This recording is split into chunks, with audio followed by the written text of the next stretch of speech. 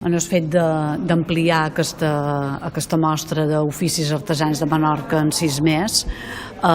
és l'evidència més clara que l'exposició dels oficis artesans que tenim en el Centre Artesanal del Mercadal ha estat un èxit. Jo només m'agradaria destacar que en 2 cursos hi han passat més de 1.000 alumnes, la qual cosa vol dir que coneixen molt més bé el que és Menorca, el que són els seus oficis, el que és un artesà.